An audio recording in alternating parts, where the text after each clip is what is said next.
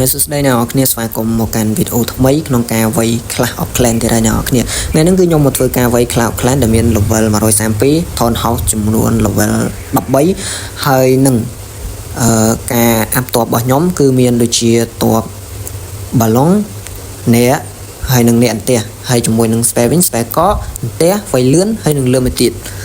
ហើយតោះកុំឲ្យខាត់ពេលវេលាយូរតាមដានទស្សនាការវាយរបស់ខ្ញុំទាំងអស់គ្នាតើការវាយរបស់ខ្ញុំនឹងបានល្អឬក៏មិនល្អតោះ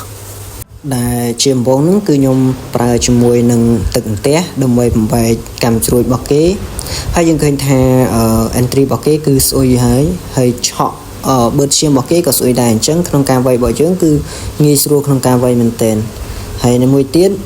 គឺកាក់គេក៏ច្រើនដែរយើងធ្វើការដាក់នៀកដើម្បីឲ្យតបសាំងខាងដើម្បីឲ្យយើងធ្វើការនៅពេលដែលយើងបុកនៀកគឺយើងបុកចូលកណ្ដាលតែម្ដងអញ្ចឹងនៀកហ្នឹងគឺវាអត់ដើរទៅសាំងខាងទេហើយអ្នកនរគ្នាអាចវាយតបនៀកតាមខ្ញុំបានគឺនិយាយរួមទៅគឺវាយស្រួលអ្នកនរគ្នាតបនៀកវាយតាមទិញនិចរបស់ខ្ញុំទៅខ្ញុំមិនមែនជាអ្នកចេះលេង clan អីទេតែអ្នកនរគ្នាអាចមើលទិញនិចត្រួសក្នុងការវាយ clan របស់ខ្ញុំបាននេះគឺជាការវាយ clan ទី1របស់ខ្ញុំដែលវាយ Town House level 13ដែលធ្វើការ attack ទៅលើតបសត្រូវរបស់គេគឺឃើញថារបស់គេហ្នឹងគឺខូចខានអស់ច្រើនដែរដូចជា entry បឺតឈាមគឺខូចអស់ហើយអញ្ចឹងការវាយបន្ទាយលើកទី1របស់យើងគឺទទួលបានជោគជ័យដែលយើងទទួលបានចំនួនរហូតដល់3 star អ្នកនរគ្នាហើយការវាយបន្ទាយលើកទី2របស់ខ្ញុំមួយទៀតតោះតាមដានអ្នកនរគ្នាដែលក្នុងហ្នឹងខ្ញុំវាយបន្ទាយគេតបTown level 13ដូចគ្នាហើយពេលហ្នឹង entry គេហើយឆក់គេមានទាំងអស់អញ្ចឹងយើងធ្វើការវាយដូចដើមហ្នឹងឯងអ្នកនរគ្នាយើងធ្វើការបុករាសចឹងមកហើយនៀកពីយើងដាក់តបសាំងខាងកុំឲ្យវាបុកសាំងខាងទៅអញ្ចឹងយើងវាយបែបហ្នឹងឯងអ្នកនរគ្នាដើម្បីឲ្យតបរបស់យើងបុកស្រួចទៅចំកណ្ដាលខ្លាំងទៅទៅមកទៀតយើងដាក់ spare កកចំកណ្ដាល Town House ទៅនឹងមួយហើយយើងធ្វើការ attack សាំងខាងដើរបែកសាំងខាងមកយើងធ្វើការ spell មួយដើម្បីឲ្យកម្មជ្រួចគេនេះយើងអាចមើលការវាយរបស់ខ្ញុំលេងបានគឺអ្នកនរគ្នាដោយសារខ្ញុំវាយខ្ញុំភ្លេចថាខ្ញុំភ្លេចដាក់បាឡុនធំមួយទៀតណា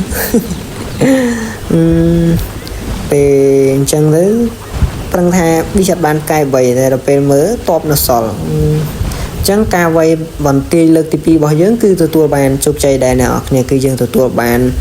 ផ្កាយ3តែម្ដងអ្នកនរគ្នាហើយតោះកុំឲ្យខាតពេលវេលាយូរមួយទៀតយើងទៅតាមដានការវាយបន្ទាយខ្ញុំមួយទៀតគឺពេលហ្នឹងគឺខ្ញុំវាយប៉ះ Town level 11អញ្ចឹងស្រួលវាយ11 sorry អ្នកនរគ្នា Town level 12អញ្ចឹងស្រួលវាយមែនទេអ្នកនរគ្នាដោយសាររបស់យើង Town level 13ប៉ុន្តែខ្ញុំតបអាប់ Town ចូល level 13ទេអញ្ចឹងតបវាគឺនៅតប level 12ដដែលនឹងឯងអញ្ចឹងយើងធ្វើការវាយទៅ12និង12តបដូចគ្នាគឺធ្វើការវាយស្រួលខ្លាំងមែនទេអ្នកនរគ្នាប៉ុន្តែដល់ពេលដែលពេលខ្លះខ្ញុំទៅវាយ attack ទៅលើ Town House គេ level 13ដែលគេមិចអស់ហើយតបខ្ញុំទៅ Town House level 12អញ្ចឹងមានការវាយរៀងពិបាកខ្លាំងមែនទេអ្នកនរគ្នា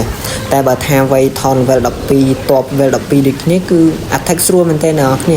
គឺបុកចូលទៅមិនបាច់ឡៃសូវគិតតិចនិចអីម៉ានទេបុកចូលយកទៅគឺស៊ីផុយខ្ញុំវាយតែតបនេះអីអ្នកនរគ្នាបើសិនជាមានអីដែលថាមានចំណុចខ្វះខាតខ្ញុំលេងទៅមានចំណុចខ្វះខាតបីស្នំពោខ្ញុំវាយតបនេះតបនោះអ្នកនរគ្នាគ្រាន់តែធ្វើការ comment មកខ្ញុំនឹងធ្វើការលេងតបនឹងឲ្យអ្នកនរគ្នាមើលហើយវីដេអូខ្ញុំក៏មានតែប៉ុណ្្នឹងឯងអ្នកនរគ្នាបាយ